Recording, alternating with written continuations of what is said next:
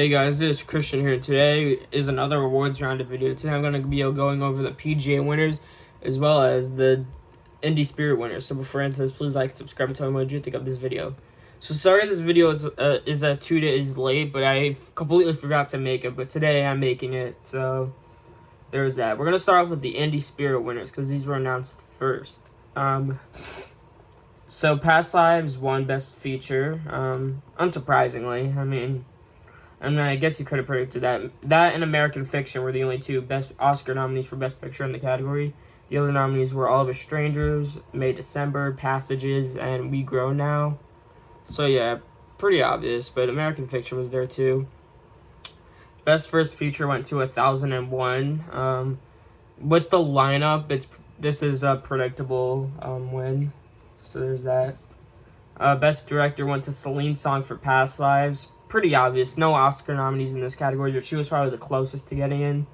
Andrew Haig was nominated for All of Us Strangers, and Todd Haynes was nominated for May December. And also, William Oldroyd for Aileen and Ira Sanchez for Passages were both also nominated.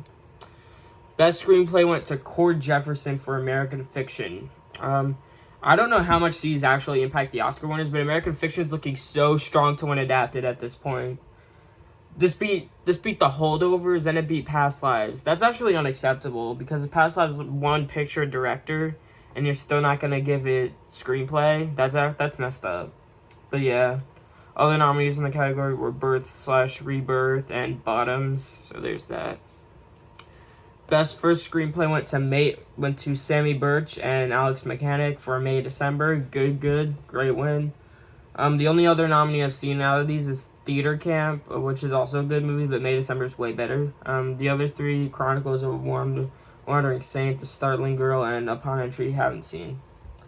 Best Lead Performance went to Jeffrey Wright for American Fiction. He was the only Oscar nominee in the category, so it makes sense. He beat Jessica Chastain for Memory, Greta Lee for Past Lives, Trace Lizette for Monica, Natalie Portman for May December, Judy Reyes in Birth/Rebirth, Franz Rogowski for Passages, Andrew Scott for All But Strangers, Tiana Taylor for 1001, and Teo Yu for Past Lives. There are some of these I still haven't seen, but other ones I have seen, they're great performances. Jeffrey Wright maybe wouldn't have been my personal pick. I think I would have gone with Greta Lee or Andrew Scott. And even Teo Yu maybe, but Jeffrey Wright was still very good. Best Supporting Performance went to Divine Joy Randolph for The Holdovers. Yep, her sweep continues. It's going to continue until the Oscars. Other Oscar nominees in the only other Oscar nominee in the category was Sterling K. Brown for American Fiction. Other nominees who weren't nominated for the Oscar include Erica Alexander for American Fiction, Noah Galvin for Theater Camp, Anne Hathaway for Aileen, Glenn Howerton for Blackberry, Marin Ireland for Aileen, Charles Melton for May December, rest in peace. He's not dead in real life, but he didn't get nominated for the Oscar, unfortunately. Catalina Zaverda for Rotting in the Sun, and Ben Whishaw for Passages. Best Breakthrough Performance went to Dominic Sessa for The Holdovers. Predictable. He beat out Marshawn Lynch for Bottoms, Atiban Nazare for Mountains, Tia Nomor for Earth Mama, and Anaita Walizada for Fremont. Best Cinematography went to The Holdovers. Predictable. Best Editing went to How to Blow Up a Pipeline. Theater Camp's the only movie out of this top 5 that I've seen. They didn't nominate Holdovers, which is interesting. And then the Robert Altman Award went to Showing Up, which was already announced prior to the award show. Best Documentary went to Four Daughters. Predictable. It's the only Oscar nominee in the lineup. Bye Bye Tiberias, Kokomo City, and The Mother of All Lies weren't even shortlisted. And then Going to Mars, the Nikki Giovanni Project just wasn't nominated for the Oscar. Even though it had all the signs that it was going to get nominated, but it just didn't. Best International Film went to Anatomy of a Fall. Predictable. Obviously can't win the Oscar, but still. The only Oscar nominee in the category is The Zone of Interest. So there's that. Yeah, that's it. Yeah, we're not going to go over the TV categories. Now we got to move over to PGA. Unfortunately, PGA is less exciting. The documentary category is a little exciting. So I think we should go over the documentary category. American Symphony won. Great pick. I think it's a great documentary. However, it beat 20 Days in Mariupol, which is the only Oscar nominee in the category. The only one. Other nominees were American Symphony, which won, and then there was also Beyond Utopia, The Disappearance of Cher Height, The Mother of All Lies, which was nominated for the Indie Spirit, Smoke's on a Sisterhood, and Squaring the Circle, the story of hypnosis. So yeah, American Symphony won. Interesting. Mariupol's still going to run away with the Oscar, but that's an interesting pick. Alright, animated. Let's talk about the animated feature. Spider-Man Across the Spider-Verse won.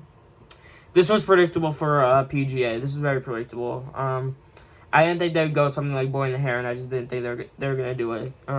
Other nominees here were The Boy and the Heron, Elemental, the Super Mario Brothers movie, Why, and Teenage Mutant Ninja Turtles Mutant Mayhem. Didn't nominate Nimona, which is a shame, but yeah, they just love their Illumination films. But now it's a race. Is it going to be Spider-Verse or is it going to be The Boy and the Heron? I'm kind of leaning Spider-Verse right now. It could still be The Boy and the Heron, though. That could maybe still win, but I'm going to go with Spider-Verse. That has Critics' Choice, PGA, and completely dominated the Annie Awards, so I'm just going to go with that. However, Boy and the Heron does have Golden Globe, BAFTA. Apparently, that's a really good combination to have, so there's that. I feel like Spider-Verse has more going for it, though. I mean, people like it more. It was more popular. It's a more popular movie in the category. It was like one of the most acclaimed movies from last year. I think it has a little more going for it. However, people love Boy and the Heron.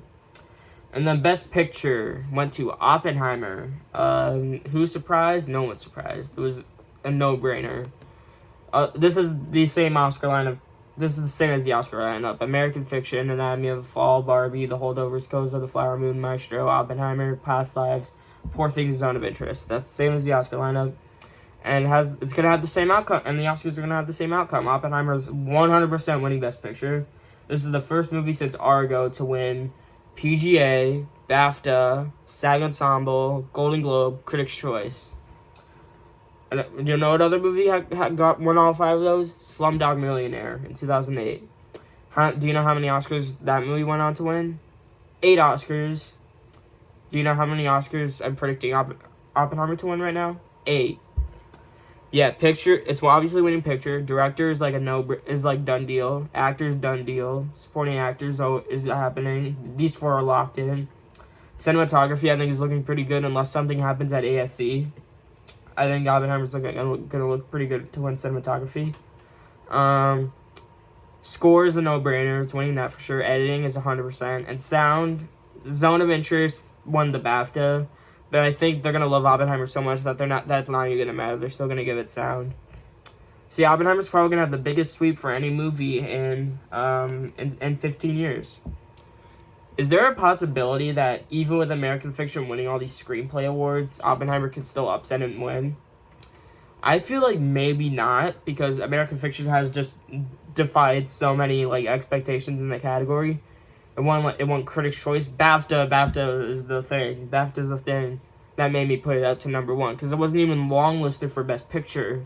It was the only movie in that top 5 not longlisted for Best Picture. All of Us Strangers, longlisted. Zone of Interest, longlisted. Oppenheimer won Best Picture, and Poor Things was nominated for Best Picture there. So yeah, American Fiction beating all of them just made me put it up to number 1. And that won the Indie Spirit as well. I feel like American Fiction has a lot of the stuff you want to have to win screenplay. It has the comedy, it has the social commentary, it has all that stuff. Oppenheimer has an amazing, phenomenal, iconic dialogue though. So I think I'd rather see Oppenheimer win adapted, but I think American Fiction is just a little too strong at this point. If it ends up being for nothing and Oppenheimer still wins, I'll be a little surprised. So yeah, those are my thoughts on the PGA and Indie Spirit winners. Thank you so much for watching. Please like, subscribe, and I'll see you guys next time. Bye.